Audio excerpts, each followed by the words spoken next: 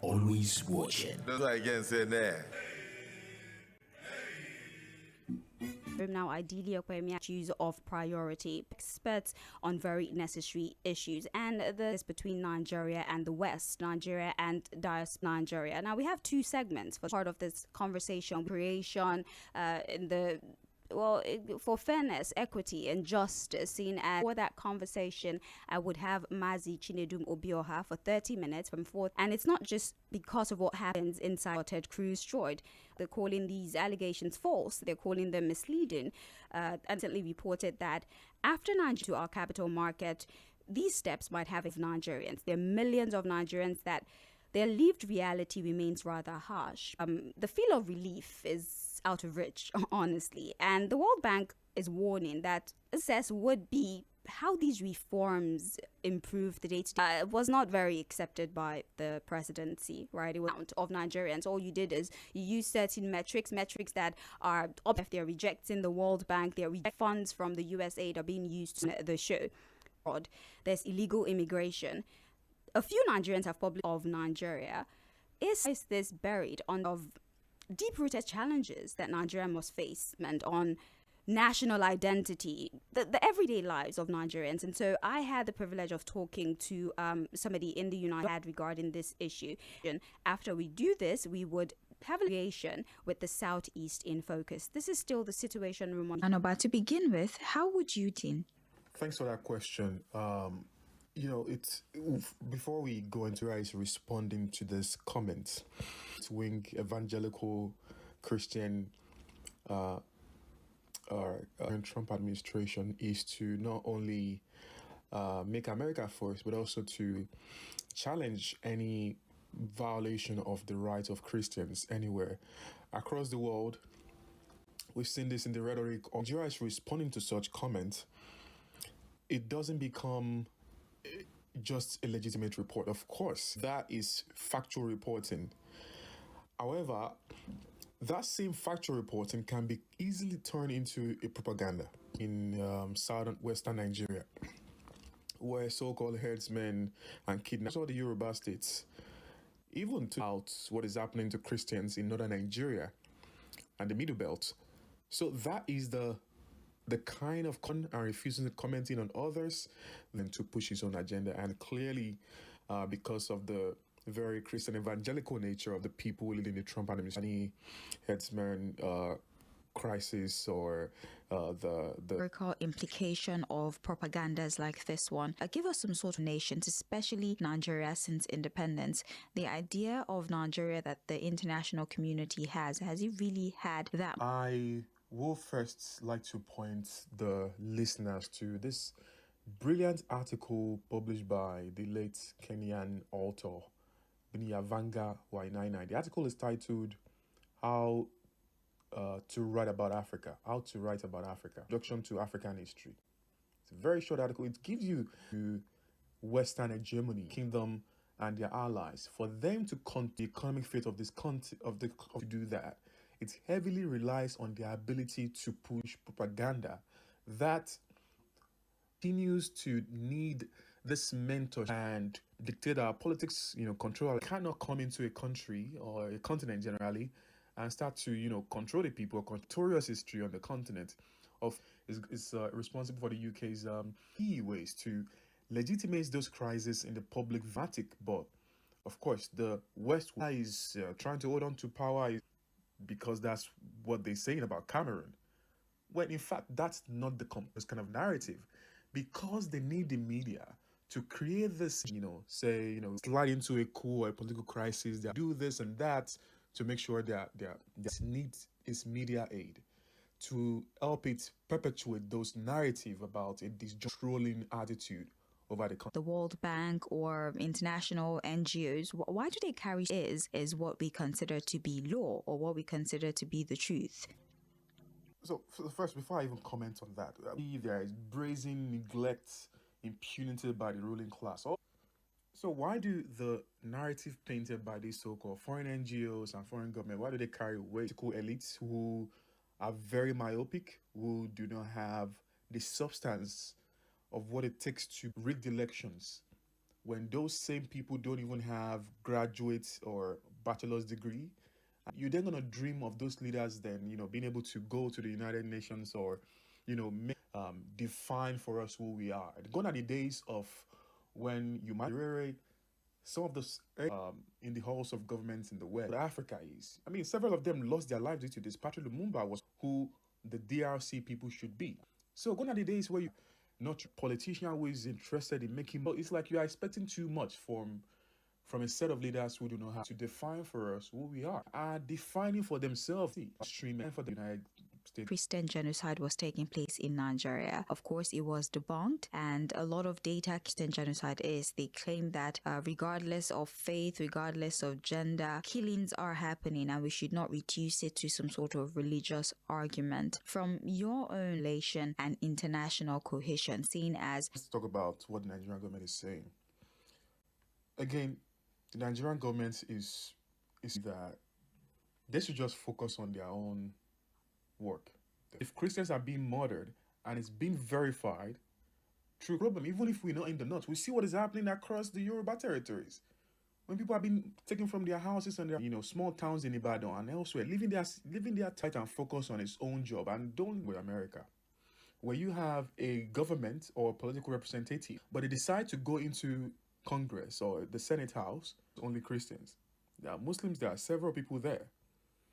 So what's lending country of Christians? Many of his donors are white Christian evangelicals that will support him if he's saying all those things. So he's not really saying that because he cares about Nigeria. He's saying that because he wants attention to whatever Ted Cruz is saying. Ted Cruz is massacre. And don't spend their time talking to some senator. We have Ibrahim Anoba with us in the studio. He's a doctoral candidate, University of California, Davis, and the conversation so far has been on the narrative of foreign propaganda and Nigeria's global perception. Why does the world view Africa and Nigeria the way that it does so far? To played a part in pushing these agendas and ultimately how we can start to correct them. Moving on, would you say that Western media is also causing more harm because they have a tendency to sensationalize violence, to sensationalize conflicts in Nigeria? Yes, of course. What do you think the Western media will eat? It's all going to be bad news. The traditional media, the so-called cable TVs, find those bad news in abundance. Where they can manufacture those bad news in abundance is Africa. So when you watch CNN in Senegal or Rwanda, and very small amount of shows that are dedicated to highlighting there's something wrong that can promote the sensational upsets among their viewers. Viewers you get. Why is it that the one time that audience shooting or some live major crisis, it's because people are driven to be looking at all this very negative news.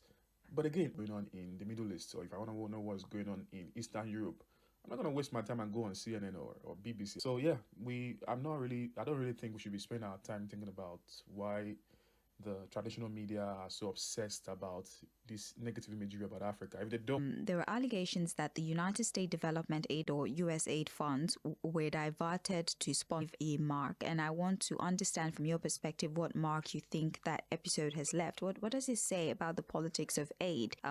If there is a seed that has been planted, that funds being borrowed to us or give have with these donor countries? See, Sage, if the U.S. is saying the U.S. is a lie, the Nigerians, then that accusation stands to be true until it's proven to be not was settled by Kennedy. And since 1961, we've been receiving it for cases like the Sambo Dasuki case. Then super concrete come out of it towards like a consequential sentencing or something like that. People like mine or something else. We will almost want to believe what the U.S. is saying because we have that example supposed to use to fund the military, supposed to use to fund internally. And you have someone from the U.S. saying USAID money was used to fund terrorism. Our thoughts will be USAID money has been used since 2009, so that we can see that none of them has been to make such an allegation if there is no smoke, if there is no trying to be paternalistic towards us. Okay, all those English you can reports showing how we We've spent USAID money, not only USAID money, not just that. There are several money we've received from the European Union, from the UK government, from Japanese government and whatnot for military, berating their own generals, saying they have not been funded with ammunition and whatnot. This problem coming from two dimensions. If your own military are saying that, if the US government is saying that, then the Nigerian government have all reasons to come out and give everything the US is saying is nonsense.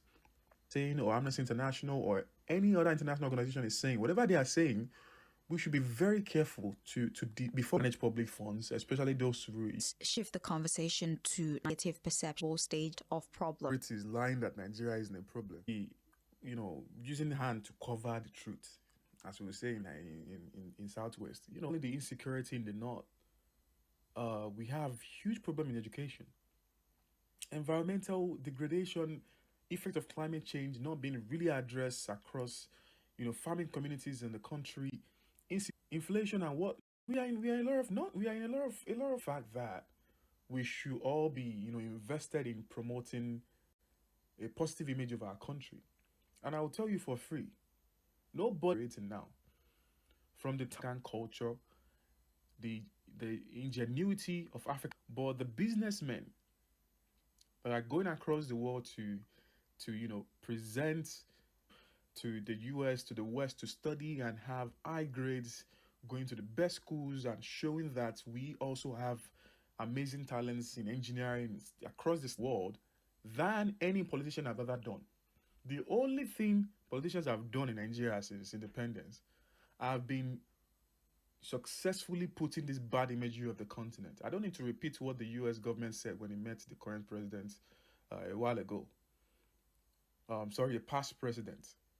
So, about Nigeria, the way that say two things: corruption, insecurity, which you can put to the foot of the government, or they say, oh, I know Burna Boy, I know, this comedian, I know this artist or this scientist from Nigeria.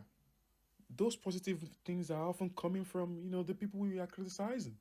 The negative often, as a people, the people that are, correcting that bad impression are, people that are celebrities, people that are entrepreneurs. There's positive imagery on the pedestal of the world for decades, not those who are politicians in Aso Rock.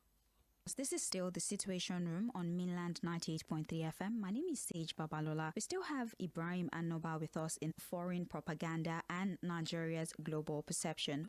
How do Nigerians in diaspora, in the United States, in Europe, does this affect foreign perception about Nigeria and how they are being treated in these countries? And they themselves, are they attempting to correct these Western narratives, or are their actions amplifying it? I want to understand the consequences that these narratives have on them, Nigerians who are in the diaspora. And would you say that a lot of Nigerians outside the borders of the country are also doing their best? About the diaspora is a very tricky one. Unless you of Nigeria, the weight of that name Nigeria. It's a Janus phase, or a double-edged sword, pretty much. When you say you are a Nigerian, a very relentless, very driven person, because those are that's either or in at least in the US where I stay. I think we are the second set of diaspora that has their main STEM scientist is not in some way Nigerian. I've been teaching here for a while. There is hardly a class I teach that you don't have students that are of, so there is that. And of course, you can't deny the fact that there is a very, long record of Nigerians that are violating the laws in this country, being arrested by the FBI for fraud and, for all those kind of stuff, right? So that's why I say the name Nigeria carries a lot of weight. You really have to often prove your brilliance. You need to prove that drive, that entrepreneurship drive. What I'm trying to say. So it's a very dicey reality for people in the diaspora, and it's actually graduating with the best, American doctors and scientists. And we know the case in the UK where you remove all the Nigerian doctors in the UK, the medical. So again, it's yes. The people here, they forget that link you have to your original home, culture, or invest in something, and their land is being taken away from them from a governor or a chief. So all these problems goes back to one primary problem: the lack of leadership. The leaders in that country they are the problem. All the best imagery that have been coming, all the best accolades that have been coming to that country is not by government, it's by individuals. It's by entrepreneurs, it's by sports people, it's by... Finally, what should Nigeria's government do in terms of policy implications? What should Nigeria's government communication strategies, what should they do to better manage international perception and counter disinformation? What role can the government play in terms of and ultimately prevent narratives like this from continuing to spread? I think it is disinformation that, people are... If it is disinformation that people are saying, Nigeria is a corrupt country, then show us, audit. Show us that, the budget is being spent appropriately. The best way to counter all this so-called misinformation or accusation is to do something different, the opposite of what people are saying you are doing. Because if you are not doing that, if you are saying, okay, well, let's counter disinformation by regulating the media. That's what the Nigerian government tried to do. Why can't you show us that the people that are protesting, there are two ways to counter, according to history, there are two ways to counter misinformation. And if you're controlling the media, that is an authoritarian way of doing things. That's what Hitler did in Germany. That's what Mussolini did in Italy. So dictators, when dictators see that people are saying negative things about them, or they are pushing so-called disinformation, they control the media and shut people up and arrest people. That's what they did to pushing disinformation, the killing of all the editors in Lagos and across Western Nigeria, the newspaper editors. So if you don't want to go that route, that there is no displacement of farmers in focus on his own business. Stop spending time thinking about what other people are saying. Personal opinion before I let you go. As a researcher yourself, there are reports about us. Is there anything that gives you hope that maybe someday, if we take certain but just the truth and through progress?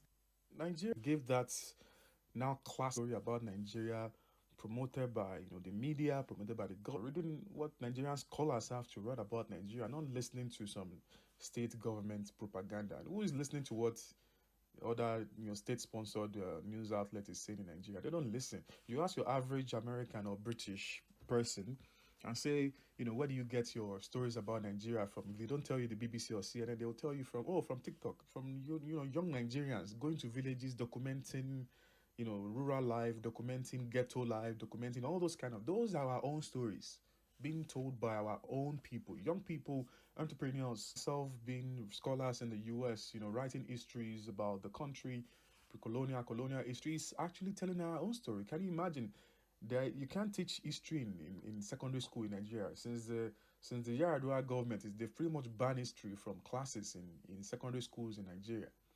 I when I was writing my WAEC, I didn't even have the luxury of taking history. I had no history class in primary school to secondary school. So can you imagine that? So again, but today, history of the Benin Kingdom, or search for the history of the Aba women's riots, and you see videos there, produced by Nigerians, produced by different people telling our own stories. So again, we are already telling these stories. We have gone beyond the era of a single story, as Chimamanda Adichie would say.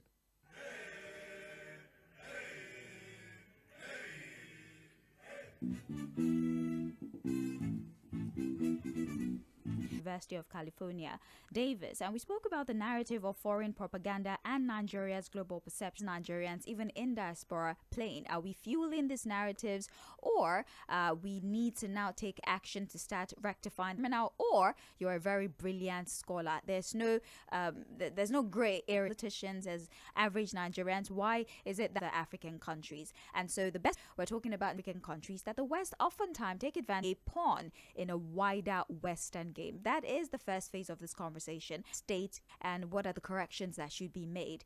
Will creating an extra state for the Southeast be the right step in the right? Live on Facebook and YouTube at Milan 98.3 FM. Don't go anywhere. The National Assembly, let's shut down. If we cannot save this country, we stay in our homes. A new day, a new event. Old actors meet new ones, and a fresh twist adds up to the old subplot. Something unexpected blows up under the sun. But when the elephants fight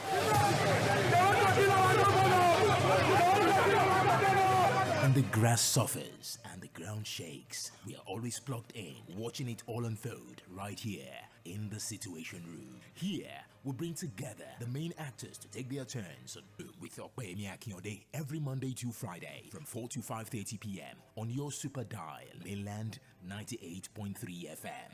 The Situation Room. We are always watching. That's why again say there, the eyes have it.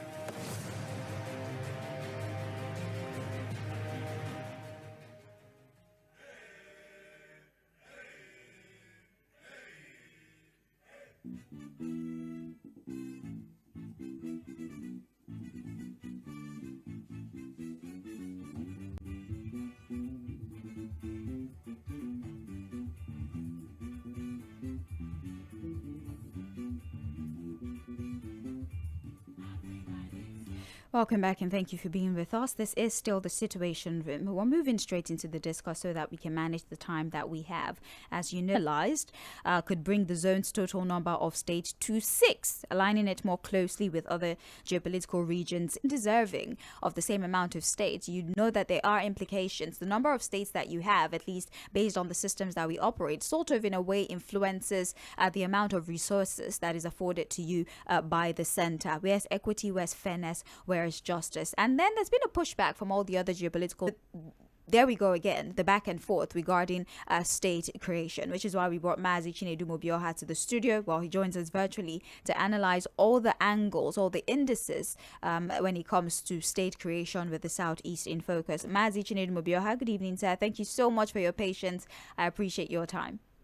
Yeah, good evening, Sage. It's my pleasure. Thank you for having me. With the creation of an extra state for the Southeast. And I mentioned one in my introductory comment, states that they want, because landmass is something that you need to consider when you're talking about the creation of matter, the size of the land. I'm sure that there's some sort of geographical manipulation that can happen for the extra states to be created. It could be carved out of an. I'd like you to factor in the condition of equity, fairness, and justice. Why is it so important at this time?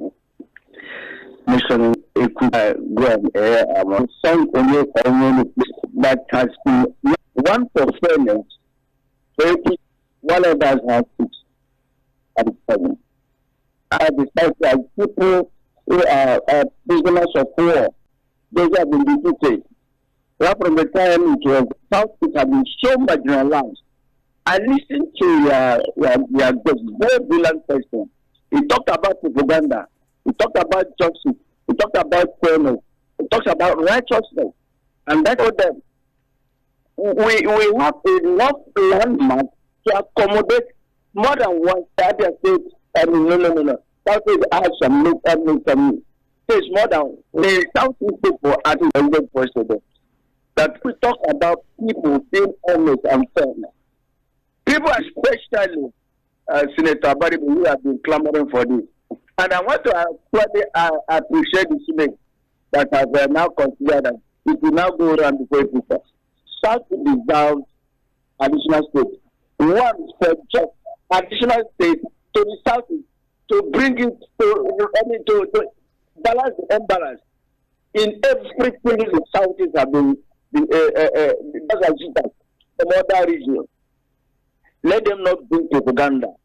Let them not do what happened. Do not move what forward. Like you said, no country survives where there is propaganda, where there is going to other states about a couple of weeks. In the South, they are not being promoted. But what is being promoted? To equity to take its place, fairness to take its place, righteousness to take its place, so that there are other things. But you are saying, let us start from this. And the Lord will bless whoever has initiated it. The southeastern region, a lot of states at the moment are not able to cater to themselves. And so that concern is being translated, or would it just be like the other states that go cap in hand to Abuja to ask in the area that this new state is carved out for? So the things, doesn't it concern you? No, it's a wrong, we will not be able to cater for the new state. What do you have?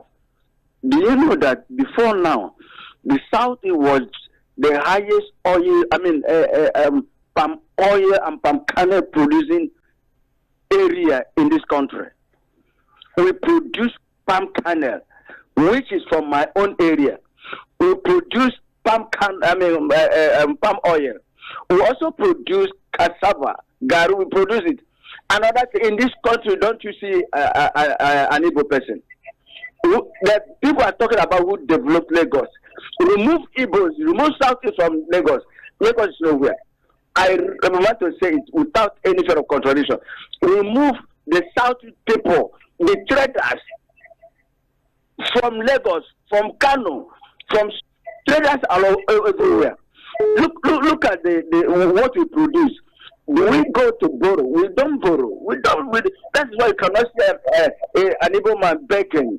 If you see an Igbo man begging on boundary with cross rivers, Akwa Ibom, even my own local government, we share boundary. We talk about Enugu. We share the same boundary with the Benue.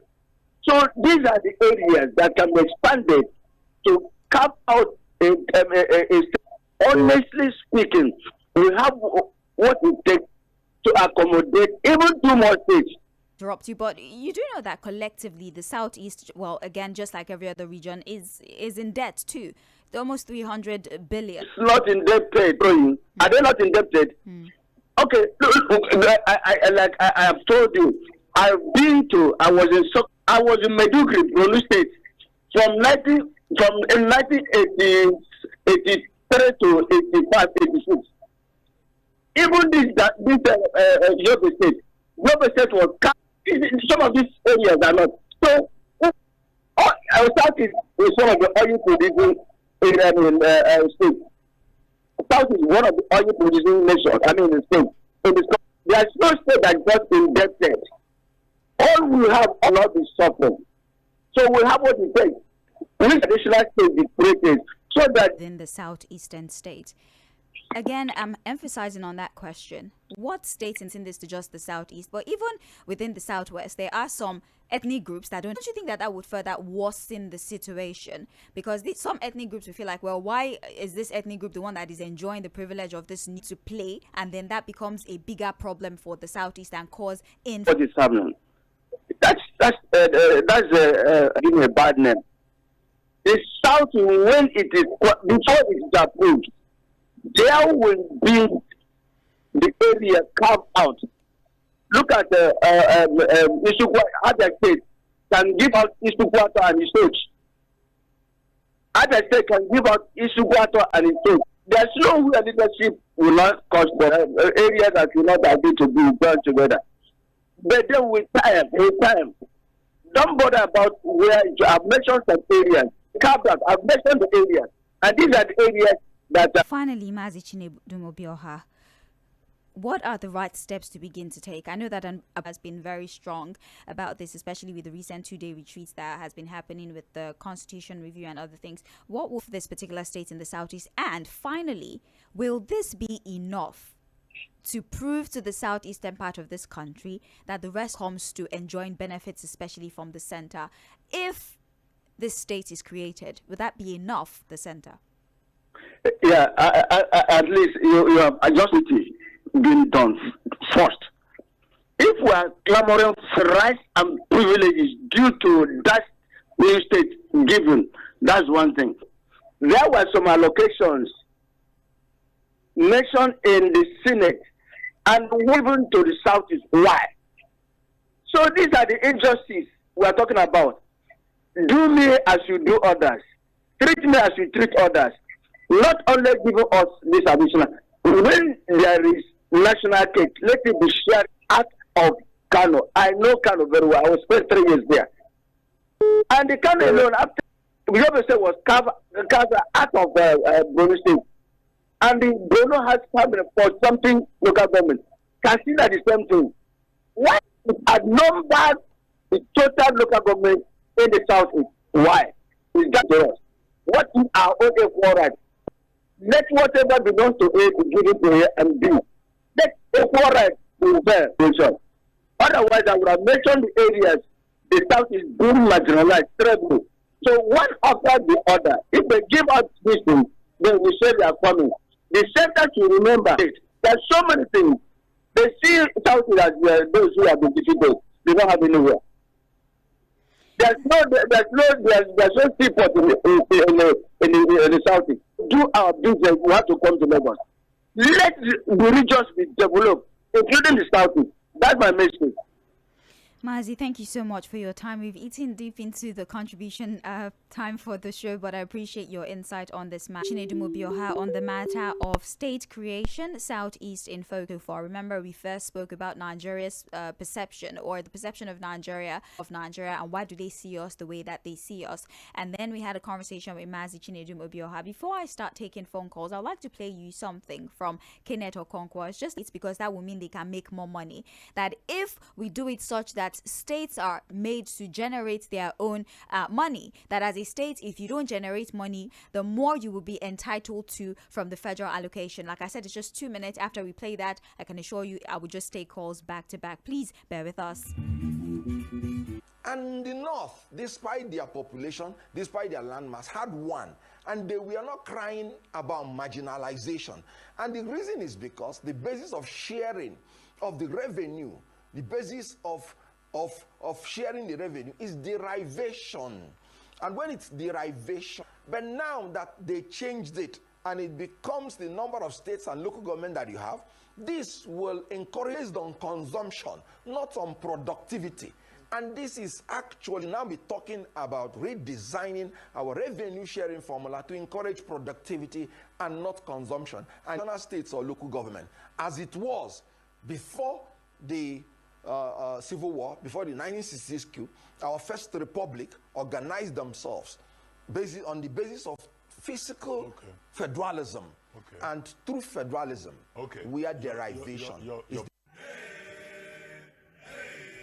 Welcome back, and I should apologize. I know, I apologize very, very deeply. And as I promised, we're taking phone calls now until the end. Get straight. Madam Sage. Good evening.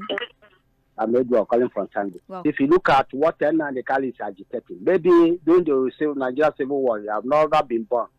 But look at the bad things done to Southeast. Before I saw the geographical area, I see that is the area of oil producing Southeast throughout. Then coming to this genocide, the others, whatever you are talking before. Of this man from Truth. They are lying to Nigerians and want Nigerians to believe that they are talking truth right from the time. So much, thank you. I apologize. We have very limited time. Hello. Hello. Please turn down the volume on your radio, sir. Good evening. Yeah, thank you very much. My name is Peter Usifo. I'm calling from Abawa. Yes. I don't believe it will be possible. They are just trying to waste their time because it is fake. Creation is just during the military era. So now it cannot be created by emotions. Are you hearing me? So what we can do now is how to merge the existing states for them to be viable. Or even maybe 25. You find that the cost of national assembly, when they approve it, how about the other states? We don't approve such because 24 states out of the interview. In fact, God said it all. He said it all. That's foreign propaganda, international propaganda. Foreigners, when they see Nigerians. You're welcome. How are you? I'm well, thank you. What are they creating states for? Is state the problem? One state in the United States of America is bigger than Nigeria. They are not thinking of how to create more states so that they can share more allocation. I don't know what is wrong with us. All our problem is money. And most of these people, they can't use the money to eat. They are just amassing wealth, building houses, buying cars. Some of them said the food they eat in a day is not even up to 5. All right, I appreciate you for your brevity. Let's take another phone call. Hello, good evening. Oh, I think that dropped. I apologize. Let me know who's speaking. My name is Ralph, calling from Satellite Town. All right, go ahead, please. Is that most from East? At least it's not about landmass. The landmass in the north, what they bring to the table. About 3 states in the southeast has oil, and we're about the politicians doing more harm or more negative things than the citizens, and it's pure truth. Your guest spoke well on that. And unfortunately, whatever he say, the whole thing he said there was pure and truth. Thank you and God bless you. Have a great evening. Thank you so much. Hello. Message. Yes, I'm with you. Oh, God bless you. How's my friend Fuad? He's doing okay. Okay, thank you. Well, Madam Sage, I listened to you, since we're talking to Madam Mazio Obio and your first. Yeah, Ibar. You see that my own opinion is a little depending on the perspective. So we, Nigerians, we are partly our own problem because of lack of insincerity, especially among the political class. You know, I worked for, I know as a fact that whatever we are doing here, most of the Western countries have their own citizens or that are monitoring us, and they get a feedback. So I think we are. Yeah, I am so sorry. We have to let you go. Thank you so much. Hello. Good evening. Hello. Hello. Good evening. Yeah, good evening. Welcome. Yeah. Regardless to the state creation, what about those ones that have been created? They will not even think of how to develop, technologies and, our school to even fund our institution. So there are many things of which they have to adhere to. So that is my only thing. Creating a state is just for we are from Yaba. Welcome. You see, we are talking of our image abroad. Yeah. Yeah, it is very good that it is happening like that. We are the people writing petitions against us in the time of when Obasanjo was to become the UN General Secretary. And people are now lamenting, why is it happening? Now coming to the state creation, it made funds available. The population says the country of Nigeria to plan for Nigeria any longer. Then what do they have in Osun and Oyo? We have gold. We have many things. If you are talking of what do they have? Yeah, he didn't mean it in that context. He's talking about why is it that it's like other regions have more things than the Southeast. He didn't mean it like nobody else has anything. The context. No, it's there. Okay, thank you. I feel like you should also understand things from a perspective. He was making a full sentence. He was, what do they have? They have enough resources to cater to themselves. And so he had answered, well, what do the other regions have? Meaning that what is it that they have that the Southeast is in cake and forth? Let's not do that. I'll answer the last call for today so I can read messages. Hello. On the state of the issue of the state creation, my question is the federal government, is it going to reduce the allocation? The sharing formula will be the same. Because allocation will be reduced. That's just I just want to say. Okay. That's not necessarily how it works, but thank you very much. I appreciate you. Hello. And yes, the claim still remains statewide. What of it? Even after this time, I don't want them to do another state. And let other people have, even though the one giving share, that is not west. It's cheating. As it is, because we say we are in Nigeria. Formerly, before 1964, we do have 3 regions. We have to give them equal rights. So that's why I'm supporting one state for the South. But when you talk of all, we have 9 states that play at the River or African, one of the policing states. Thank you very much. Thank you. And good evening, Sage. I feel amazing when I hear people discussing Nigeria and analyzing issues without bias. Nigeria is the best country in the world. A message from Emmanuel. We have good evening, Mainland FM and the good people of Nigeria. Mikene from Ikorodu. Your guest is right. If the government is against the narrative that Christians are not being killed, let them stop the killing. It will be better if they work on security and save people and property. That is why Obi will say anything and ask you to go at contradictions they are.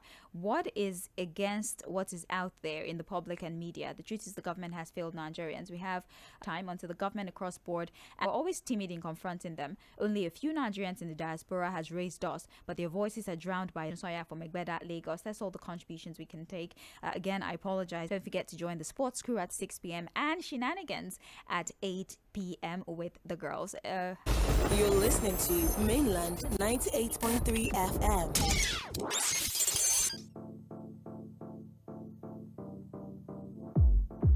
This is Mainland 98.3